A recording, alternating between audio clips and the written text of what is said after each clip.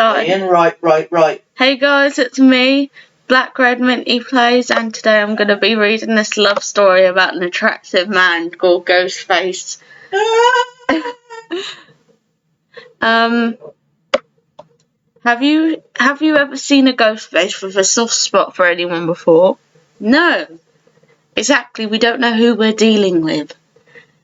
Tara and Sam moved to New York City in hopes of a new life with their friends. Tara quickly becomes friends with another girl staying in the apartment complex called Tanisha Gray. When Tanisha is introduced to the friend group, she meets Tara's very close friend, Chad. Mum's a Chad, who introduces her to his close friend, Ethan Laundrie. Ethan and Tanisha get along right away and develop feelings for each other. Very fast, everything is going well until the friend group learns that Ghostface has returned and has killed 2 people. However, the Ghostface seems to have a soft spot for Tanisha. At least one of the Ghostfaces. Nobody can figure out why, and Tanisha is puzzled. Mindy takes in this information but begins to suspect the only person who would hesitate to kill Tanisha. Love and Betrayal, starring Tanisha, Ethan. Other characters: Tara Carpenter, Samantha Carpenter, Chad Meeks Martin, Mindy Meeks Martin, Quinn Bailey, Annika Congo, Wayne Bailey, Danny Brackett, Kirby Reed, and Gail Weathers. It's almost like Ghostface is obsessed with you, Tanisha. Ethan Laundrie has been taking over my thoughts lately. I was just a lonely New York girl until I met my new best friend Tara Carpenter a couple of months ago. She moved into the city with her older sister and her friend, more than a friend, Chad Meeks Martin, and his twin sister Mindy. They had survived a killing in Woodsboro, but it wasn't just a normal killing. It was a Ghostface killing. A long time ago, Billy Loomis and Stu Marker began killing tons of people while disguised in a black cloak Ghostface mask. Their identities were secret until they revealed to them, planning to kill Billy's girlfriend Sydney Prescott, Gail Weathers, a news reporter, and Dewey Riley, the deputy sheriff, killed both of them. Unfortunately, these killings inspired others, and there has been many Ghostfaces since. Many Ghostface killing sprees, such as the one that happened last year in Woodsboro to my friends. It's even harder on Sam since Billy Loomis is her father. Her man Richie Kirst was also the 2 Ghostfaces, with the other one being Tara's ex-best friend Amber Freeman. I didn't know too much about Ghostface, but I know a lot of the kills that they make with a creepy phone, asking the victim questions about scary movies. I didn't want anything to do with Ghostface. I prayed there would never be a killer in New York. New York has been a good start for Tara and Sam. It has also happened to be a new start for me. I had real friends now, friends that weren't my roommate, Caitlin. I met Tara since her and her other roommates moved into the same apartment complex as me. They were also rooming with some others that introduced me to. Quinn Bailey is the roommate of Sam and Tara. Annika is the girlfriend of Mindy. Saving best for last, Ethan Laundrie is the roommate of Chad. It felt like an instant click. As soon as the whole group was introduced to each other, Ethan and I just felt right. We were both nervous when we first met, but everyone could see us blushing. Trust me, Wendy wouldn't let it go. Hey, I'm Ethan Laundrie. The curly-haired brunette stuttered. Tanisha Gray, I heard you're pretty close with Chad. Ethan smiled. Yeah, he's a great friend. Same with you and Tara, right? Yeah, she's really made me feel special. I've always felt neglected, but she made me feel accepted. Well, you seem amazing to me, Ethan replied. Taking a step closer, I looked to see him smiling. I'll see you around, Tanisha, he said with a laugh. He had the cutest smile with the cutest little fangs. Since then, we've gotten a lot closer. Even more tense, both of us have become part of this newly created friend group. Halloween was coming up. Tara kept bugging me about some frat party she wanted to attend. This week was going to be something. What's next? How many chapters are there in this?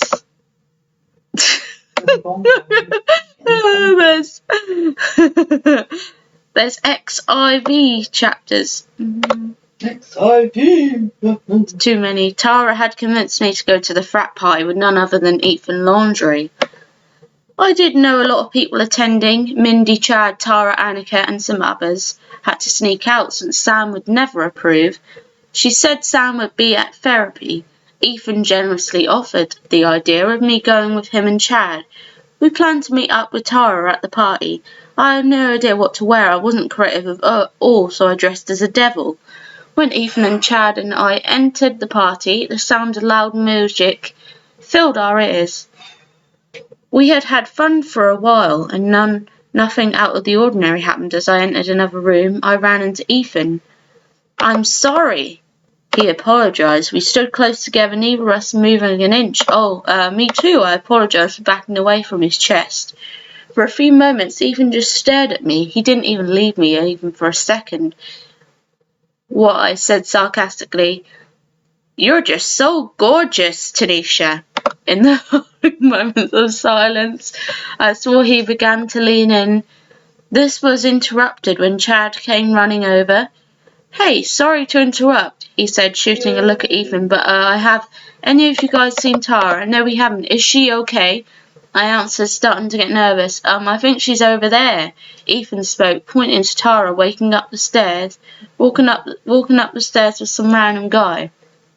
"That's Frankie. She shouldn't do anything with him," Chad muttered, clenching his fists together, running over to them. Ethan and I just stood close, but unsure of what to do. "Get away from her," Chad shouted. Tara was clearly out of it and still dragged her up the stairs. Tara and older sister Sam came sprinting into the room, then tased Frankie. "Let go, Tara," she said. "Let's go, Tara," she said. "Why do you always have to embarrass me, Sam? Let me live my own life," she shouted. Sam and Tara quickly walked out the party, and the rest of us quickly followed behind. It's escalated from there. Someone spilled their drink all over Sam, calling her a murderer. She was being blamed by strangers for the murders in Woodsboro that she had been through. I was exhausted. I had a lot of fun. Ethan was just an amazing person to be around, and I liked to see Tara having fun. Well, until the incident with Frankie and Sam happened. I sat in my apartment with Caitlin. My phone started ringing, which startled me at first. "Hello?" "Hello, Tanisha Gray," a scary, unfamiliar voice said. Well, maybe it was familiar. I recognised the voice. It was the voice of every Ghostface had used. A classic man or woman have some dumb motive. They get a voice changer, black coat, Ghostface mark, who knows where, even though it was a simple horror effect Billy Loomis had started the trend of using. It sent chills down my spine. He laughed, an evil laugh. One that was either mocking me or watching me. Before my death, the girl who gets the phone call at the beginning of the Stab movie has always died except Tara. It was a miracle that she survived 1 year. But now it was my turn to have a chance at being the final girl. "Oh no, Caitlin, I'll explain later. But we need to get out of here," I shouted, running up the door. "Tanisha!" I could only manage to choke out one word. "Ghostface." "But Ghostface is gone." I pulled the doorknob, but it wouldn't open. "Going somewhere?" Ghostface asked with a laugh. I'd almost forgotten he was still on the phone. My finger lingered over the bottom. That would end the call. I need to call Tara. She's been through the exact same predicament in Woodsboro, but she would know what to do. She could even come and help me. Because I've never experienced someone or come close to Ghostface attack, I knew he could want nothing more than to kill me. I hoped deep inside of what he would let know. "What do you want?" I whispered, shaking. "I just want to play a game." I tried to ignore the fact that a serial killer in a mask just called me while trying to break into my apartment and kill me. Leave me and my roommate alone, I begged. No promises. What's your favourite scary movie? Ghostface asked. I don't have one. I responded in sheer panic. I began to barricade the door with any piece of furniture that I could find. The sofa, a chair, a table, anything that could hold back, even just a few minutes, anything that could spare Kate and I's lives. That's just not going to work. Are you sure you don't have one? I would think of one if I were you. No, I don't have one.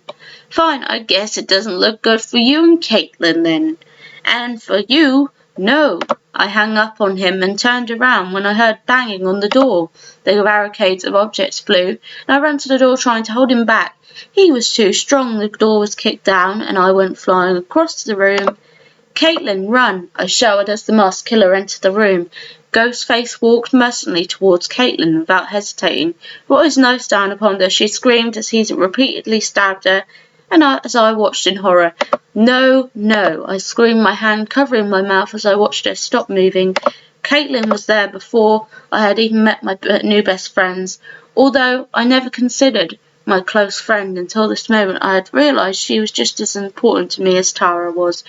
She had been my roommate ever since I moved here. I wasn't sure how I was going to live without her. When Ghostface was done with his victim, he began to walk towards me. I quickly stood up, starting to back off, and looked for a weapon that I could. I ran to the kitchen and grabbed a kitchen knife. He continued to walk towards me. No fear. Was I going to die?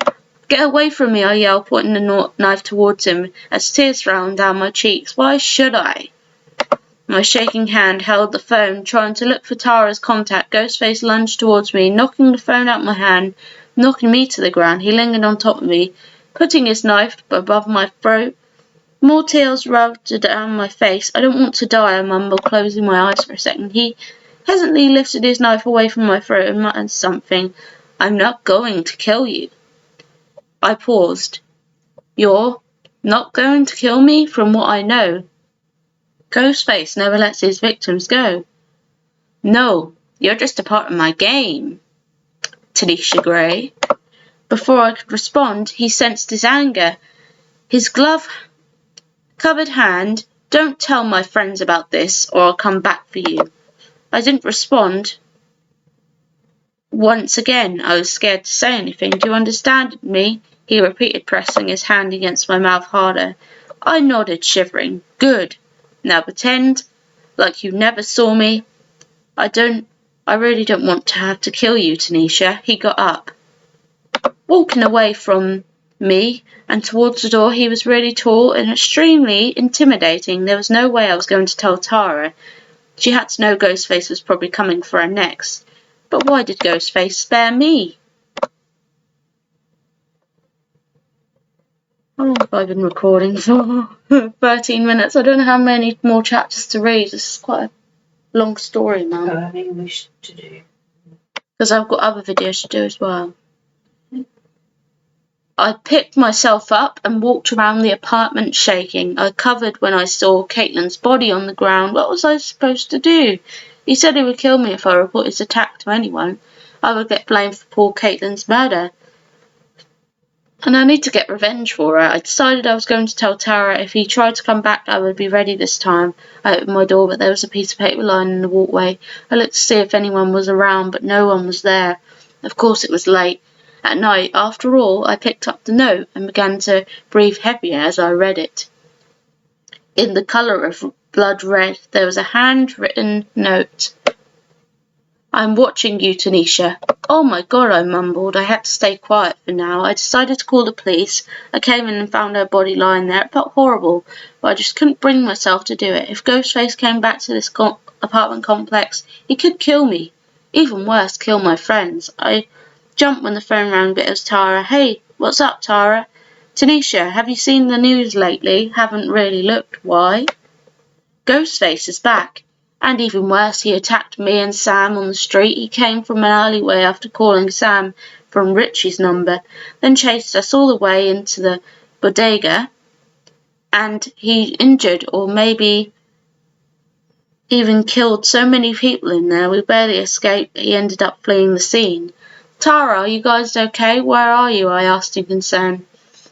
To go to the bodega, only to keep me safer.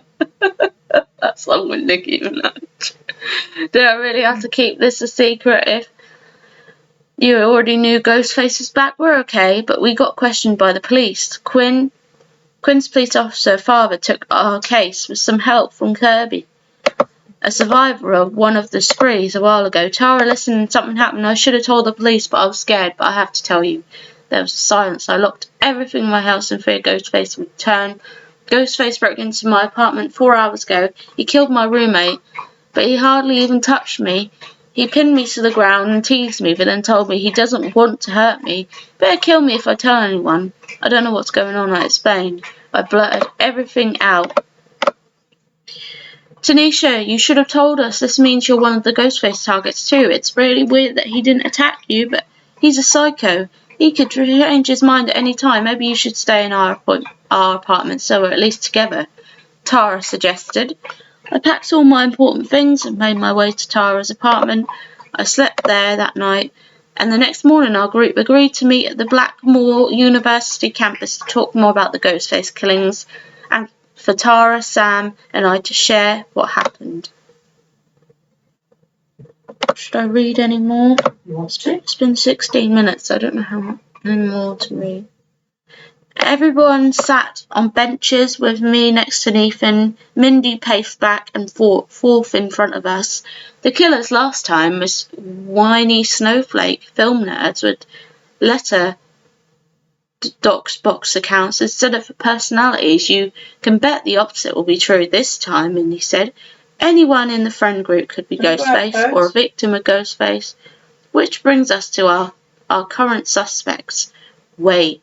Am I in the friend group? Ethan stuttered. Everyone nodded. Ethan, why wouldn't you be? Am I going to die a virgin? There was a mixture of silence and laughter. All right, Mindy said, looking at Ethan. He was insane. Mindy made her way over. Ethan, the shy, dorky guy.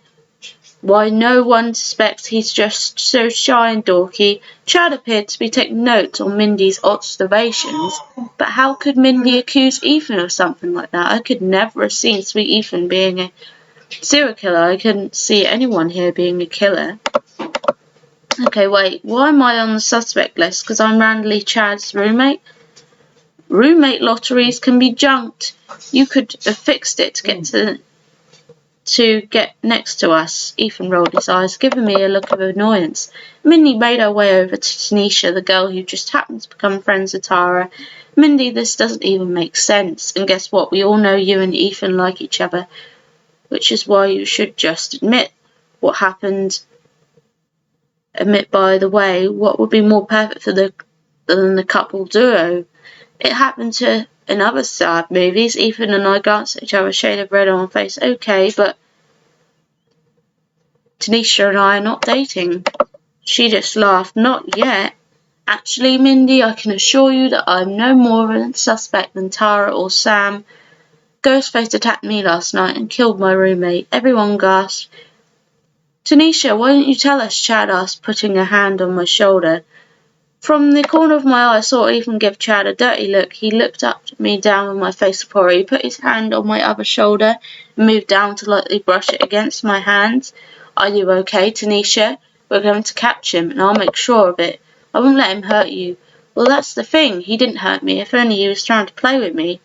After he killed Kate, he just threatened me. Everyone looked at each other in silence, then back at me. This is getting good. Have you heard of a ghost face with a soft spot for anyone else? No, Sam replied. Exactly, we don't know who we're dealing with then. Mindy was now in front of Quinn, a horror movie classic. But thank you. How come you live with Sam and Tara? Quinn raised an eyebrow. I answered their ad online. Okay, say no more.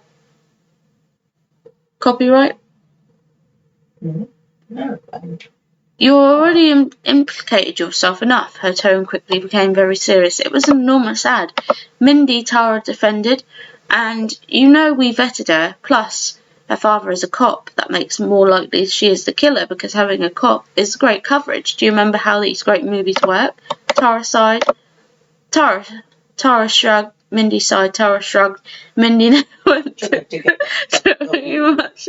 Accused everyone in their friend group, aside from Sam and Tara, had no clue who the killer was, but I really hoped it wasn't anyone in the group. Later tonight, everyone except Ethan was having a sleepover in Tara and Sam's apartment. Quinn was in her room the whole time so far. Ethan had econ, so he couldn't make it. Everything was going well until, of course, all of us were enormously centre picture. I screamed in horror. It was Quinn getting stabbed by Ghostface. "Oh my God," Tara muttered. We all stood up in panic and looked at the door in suspense. Someone was waiting behind us. "Run," Mindy said.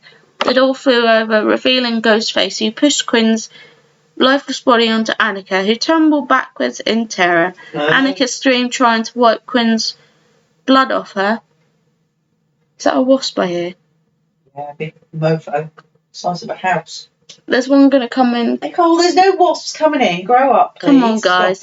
Tara yelled, beginning to run her arm in with Chad. I slowly began to follow him and was still in shock. Ghostface tilted his head, staring at Nita and Mindy through his mask. Oh no, he lunged at them, stabbing Mindy as she screamed, "Mindy!" "Shut the door, please, I'm cold." His eyes were now set on Annika, and he charged at her. She hopelessly fought back as he cut her and grabbed her by the throat, lifting her off the ground. Ghostface ignored her screams and pleading. He jabbed the knife into her stomach, carving it into her chest. Poor Annika's screams were the most painful screams I'd ever heard. I couldn't take this anymore. First Caitlin, now my own friend group. I was running to the kitchen in panic. I grabbed the closest thing I could find, a wooden knife block with no knives in it. Anything that could give Annika and Mindy a second chance to escape would do. I ran to Ghostface with all my strength. I whacked him in the head, knocking him to the ground so that Annika could escape. From his strong grasp, Annika squirmed out of his arms and ran towards her girlfriend. Through muffled cries, Mindy held her, assured that she was going to be okay, but Mindy was hurt too. She was worried if she was going to survive it herself. She almost died in the last killings, and it had frightened her into actually fearing Ghostface. "Good boy, Tanisha, come on," Mindy yelled as she ran into another room with Tara, Sam, and Anika. "Just go. I know he's not going to kill me. I'll hold him back. I promise. I'll be there. He could hurt you. It's fine," I assured Mindy, holding my unpowerful weapon in my hand. As they locked the door behind them, Ghostface stood up, a knife in his hand. "Didn't I tell you to listen?"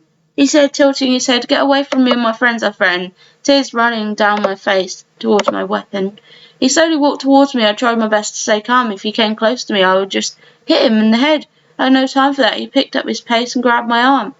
I yelled as he ran towards me and threw me against the wall. While my hands were up against the wall, he stabbed the wall behind me 3 times. Once on part of the wall, on the left side, once in the middle, and once in the right. He could never touch my skin, not once.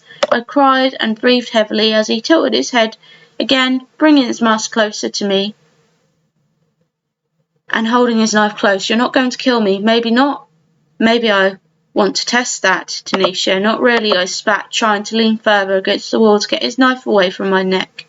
"Oh, but you just look so ravishing, Tanisha. How could I kill you?" The tension was killing me inside. He had full control of the situation. If I lived or died, I was speechless.